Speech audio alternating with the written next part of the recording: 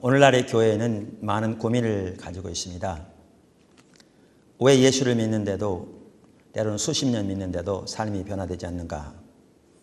성경은 놀라운 십자가의 능력에 대해서 말하고 있는데 오늘날 성도들은 왜 그것을 경험하지 못하는가?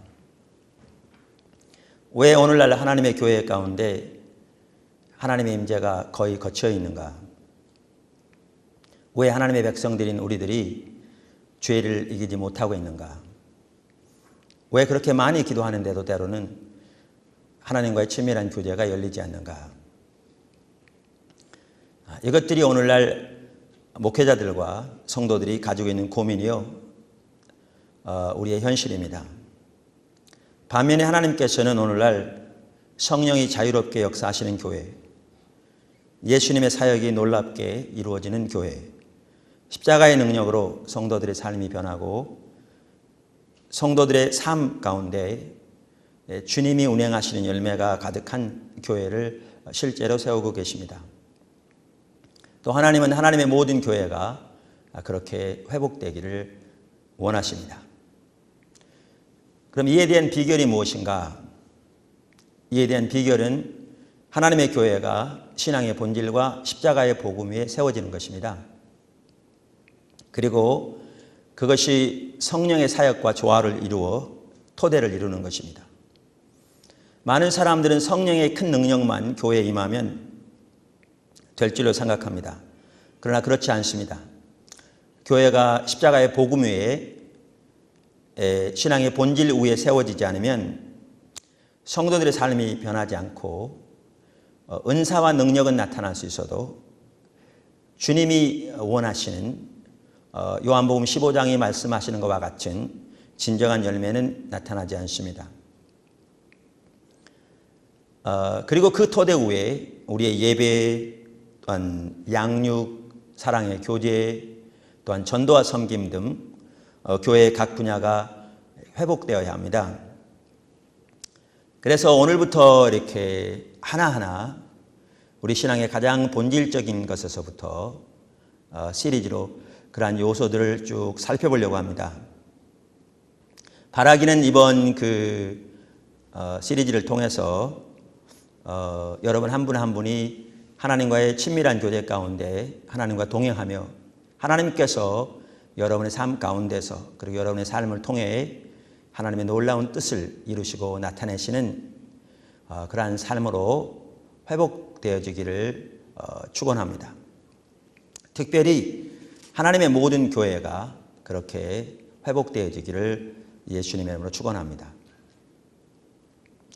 오늘은 그 첫 번째 시간으로 하나님은 우리를 하나님과의 친밀한 관계를 위해 부르셨다라는 부분을 가지고 살펴보고자 합니다.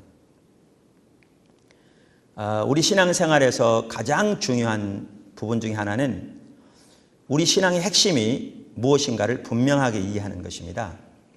그러니까 우리 신앙에 대한 그 핵심적인 부분을 분명히 이해하지 않고 우리가 신앙에 대해서 우리가 앞으로 자세히 살펴보겠지만 왜곡된 이해를 가지고 있으면 아무리 많이 기도하고 아무리 많이 금식한다 할지라도 하나님이 의도하시고 기뻐하시는 삶을 살 수 없습니다.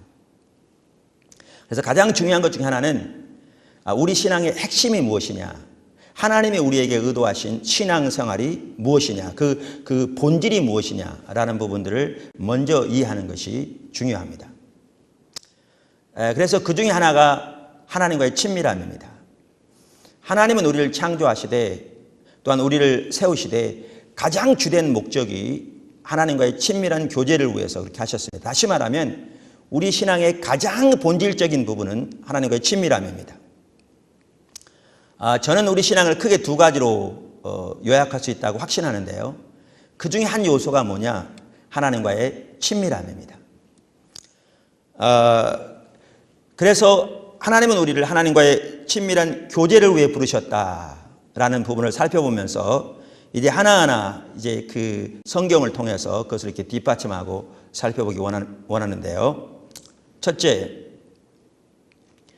하나님은 하나님과의 친밀한 교제를 위해 우리를 창조하셨습니다. 사실 하나님께서 아담과 하와를 창조하실 때부터 하나님은 친밀한 사랑의 교제를 나눌 가족으로서 그들을 창조하셨습니다. 가족으로서 그들을 창조하셨습니다. 그래서 이렇게 아담이 타락한 후에 하나님께서 선을 때 내려오셔서 아담을 찾으시는 것을 보더라도 그 이전에 아담과 주기적으로 이렇게 교제하시고 교통하시고 대화를 나누시고 친밀한 관계를 가지셨던 것을 볼 수 있습니다.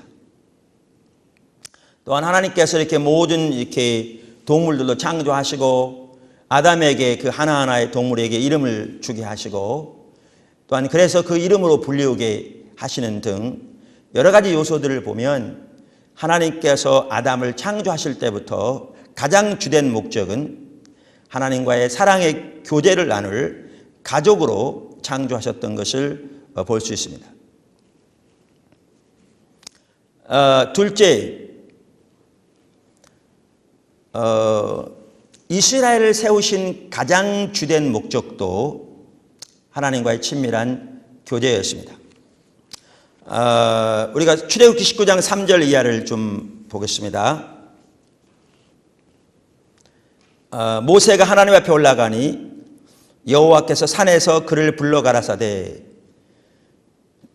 너는 이같이 야곱 족속에게 이르고 이스라엘 자손에게 고하라.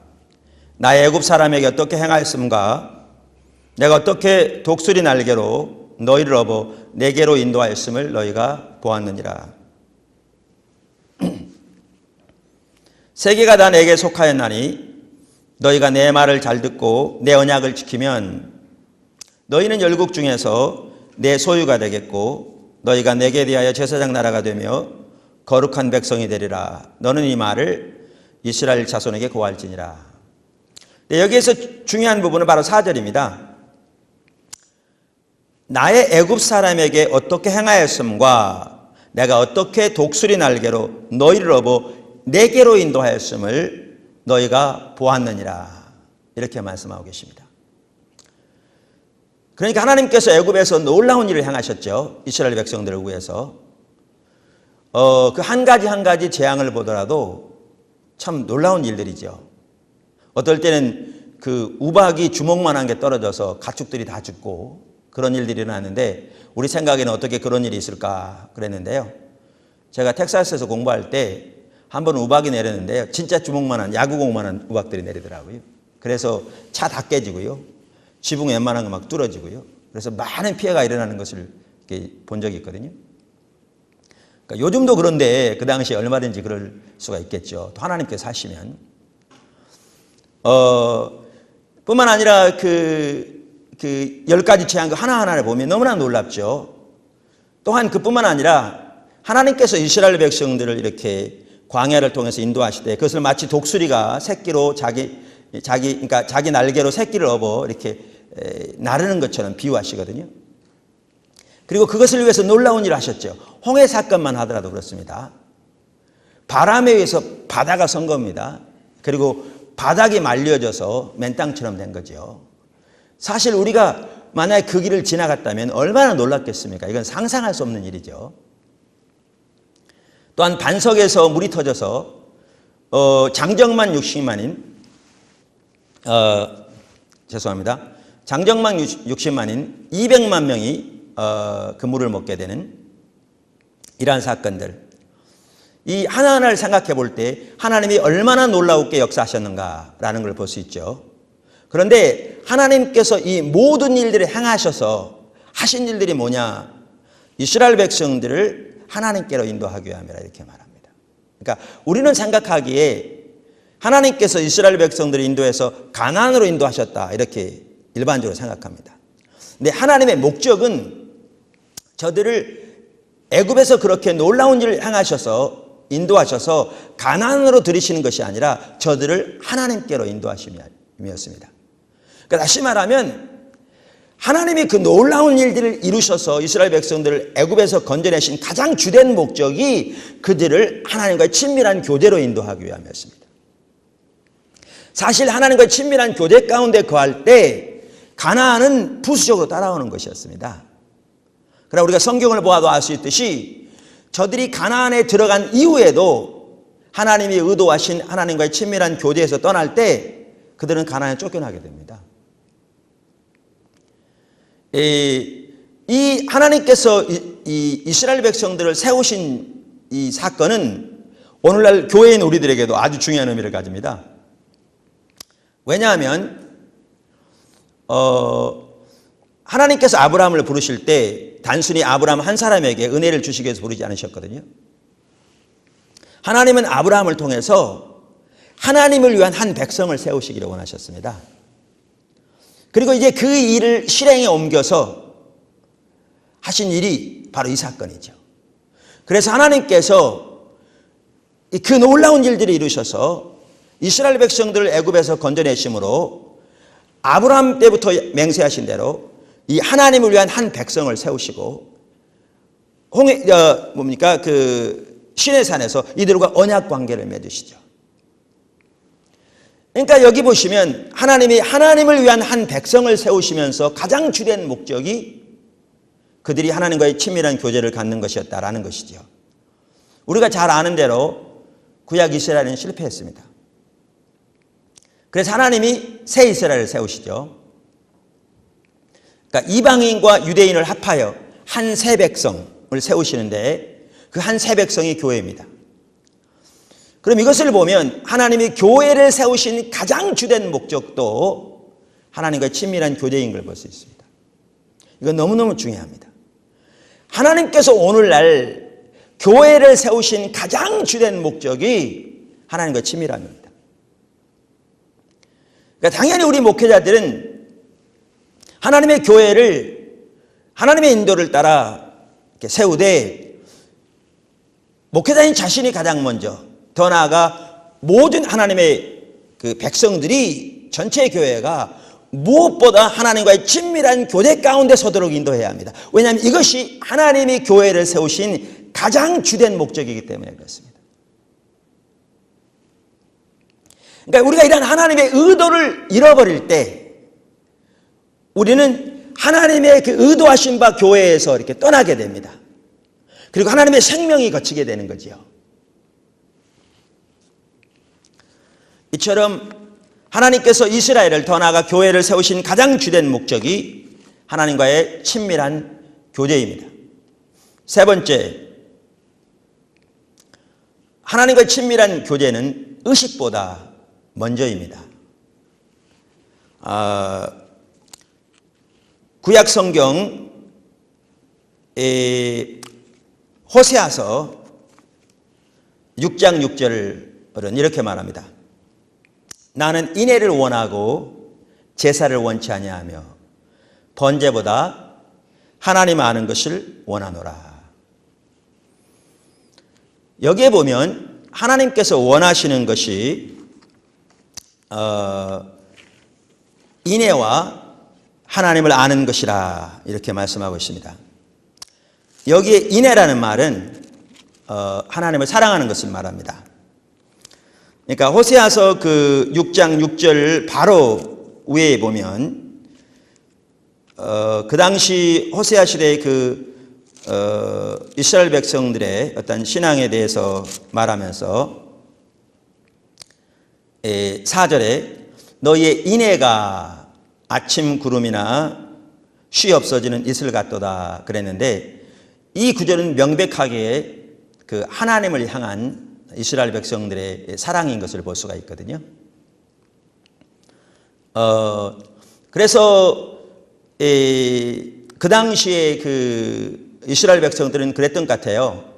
이제 조금 이따 보면 알겠지만 하나님을 사랑한다고 많이 말했습니다. 또 본인들이 하나님을 사랑한다고 그렇게 생각했을 겁니다. 왜냐하면 하나님에 대한 그들의 사랑을 표현하기를 아침 구름, 안개나 즉 이슬에 비유하거든요. 여러분 안개가 끼면요 그 주위에는 전체가 안개로 자욱합니다. 이슬이 내리면 온 지면이 이슬로 가득하죠. 그러니까 본인들은 이제 나중에 보면 알겠습니다만은 본인들은 하나님에 대한 자기들의 사랑이 그렇게 온 땅에 가득할 만큼 충만하다고 생각했던 것 같습니다. 근데 하나님은 그렇게 생각하지 않죠. 그래서 뭐라고 말씀하시냐면 너희들의 나를 향한 사랑은 안개와 같다. 안개와 같다. 또 이슬과 같다. 그 두 개의 특징이 공통적으로 뭐냐? 해만 나면 사라진다는 겁니다. 요즘은 이제 오염이 심해서 이렇게 안개가 끼어도 이렇게 오염 물질이 있기 때문에 해가 나도 안 사라집니다만은 저희 어렸을 때만 하더라도 이렇게 시골에서 자라서 안개 아무리 자욱해도 해만 나면 금방 사라졌습니다. 그런데 보십시오.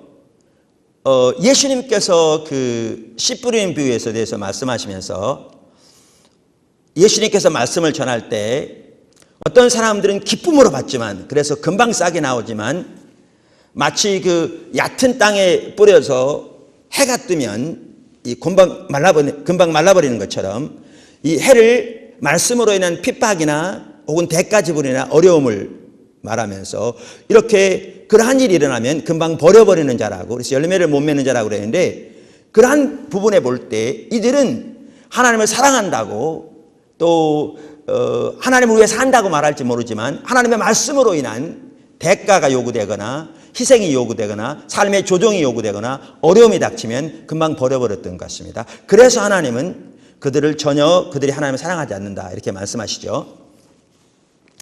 자, 그런데 여기 보시면 하나님이 뭐라고 말씀하시냐면 나는 번제나 제사를 원치 않는다. 나는 너희들에게서 나를 아는 것과 나를 사랑하는 것을 원한다. 너희들이.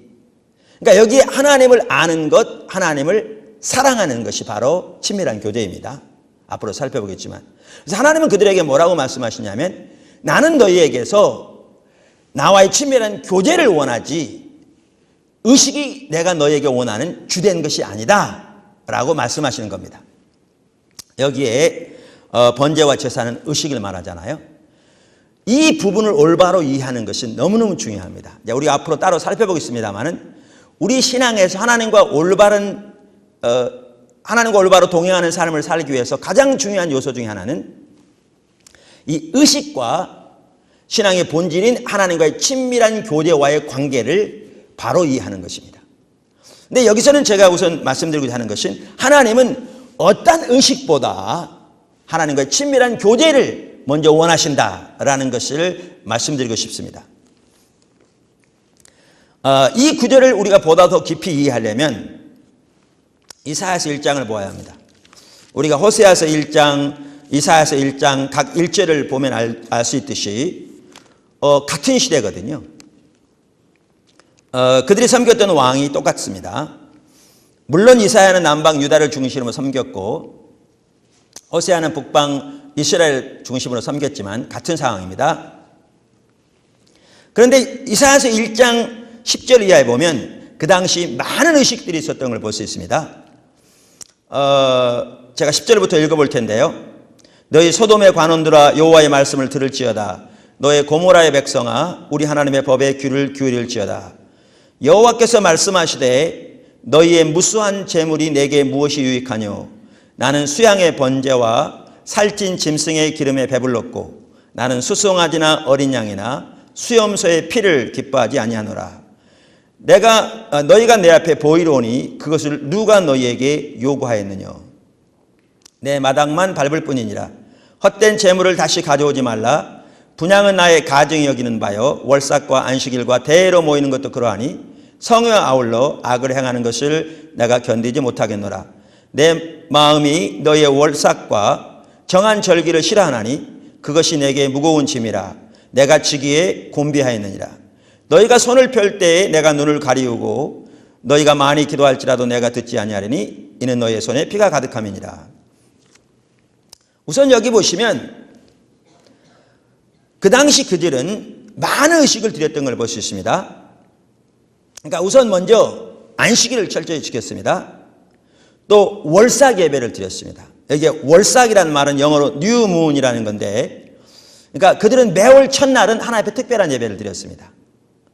그러니까 요즘 예수 믿는 분 중에 사업하는 분들 중에 일부는 매월 첫날 목사님 초청해서 예배를 드리고 시작하잖아요. 왜 그렇게 합니까? 그러니까 한 달을 하나님 앞에서 시작하자. 그렇게 해서 시작하는 거 아닙니까?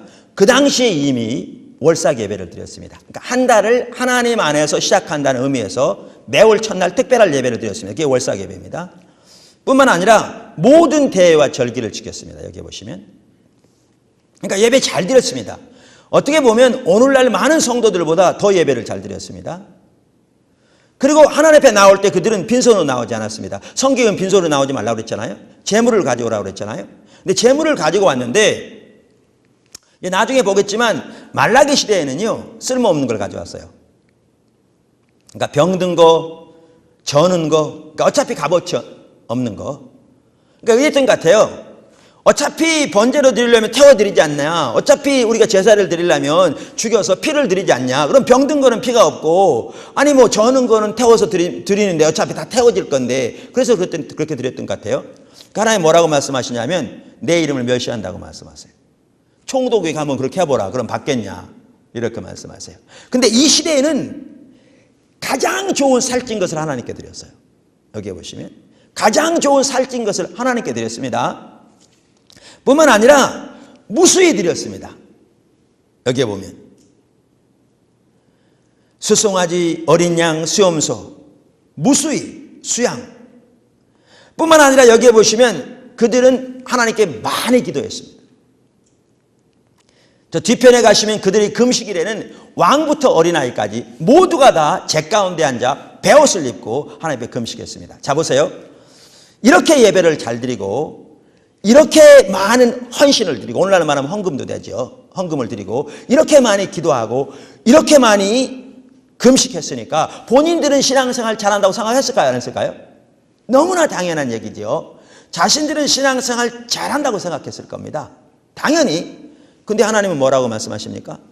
1장에 보시면 4절 슬프다 범죄한 나라요 허물진 백성이요 행악의 종자요 행위가 부패한 자식이로다 그들이 여호와를 버리며. 그러니까 그 당시 이스라엘 백성들이 하나님을 버렸다는 겁니다. 이스라엘의 거룩한 자를 만홀히 여겨 멀리하고 물러갔도다. 그들이 하나님을 멸시했다는 겁니다. 여러분 우리가 기억해야 할 것은요, 성경은 하나님의 관점에서 쓰여진 것이라는 사실을 반드시 기억해야 합니다. 그러니까 그 당시 사람들이 이해하는 바를 기록한 게 아니라 하나님이 그 시대를 어떻게 보셨는가를 기록한 것이 성경이라는 사실을 기억해야 합니다. 그러니까 그 당시 이스라엘 백성들은 자기들이 누구보다 그 예배를 잘 드리고 누구보다 많은 헌신을 드리고 누구보다 많이 금식하고 누구보다 많이 기도했기 때문에 신앙생활 잘한다고 생각했을 텐데, 정작 하나님은 그들이 하나님을 버렸다라고 말씀하시고, 이게 상상이나 할 얘기입니까? 하나님을 버리면 이렇게 예배 드리겠습니까? 하나님을 버렸으면 이렇게 많은 헌신을 하나님께 드리겠습니까? 근데 이해가 다른 거죠.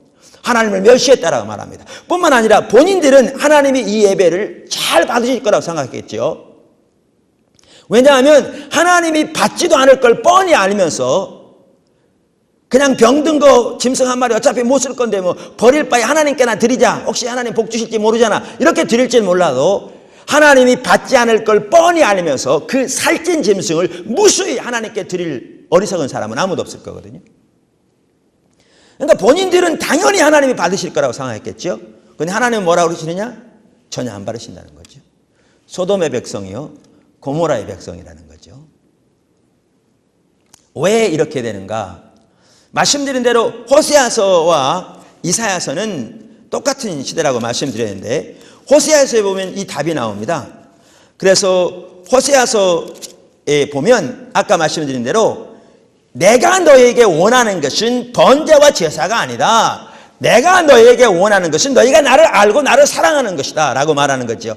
다시 말하면 하나님 앞에서는 어떤 의식보다도 하나님과 친밀한 교제가 가장 우선적이고 핵심인데, 근데 문제는 뭐였냐? 그 당시에는 의식은 많았을지 모르지만 하나님과 친밀한 교제에서 떠나 있었던 거죠.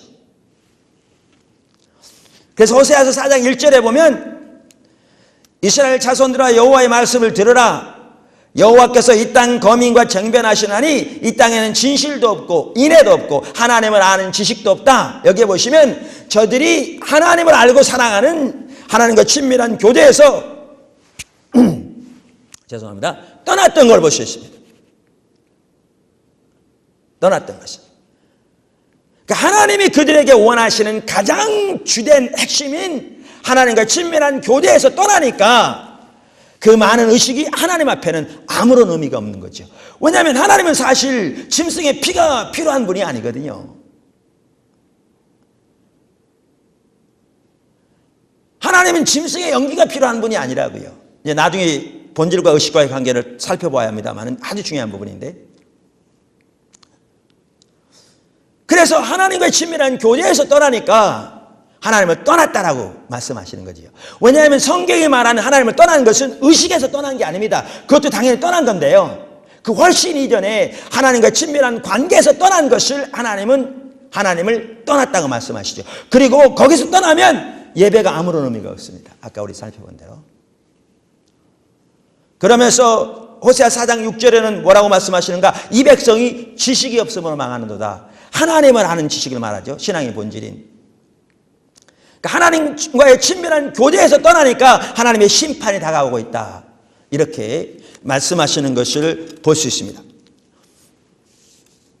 이처럼 하나님 앞에서는 어떠한 의식보다 하나님과 친밀한 교제가 우선입니다. 그런데 이런 관점에서 오늘날의 교회를 보면 무엇이 문제인지를 알 수 있습니다. 너무나 심각한 것을 볼 수 있죠.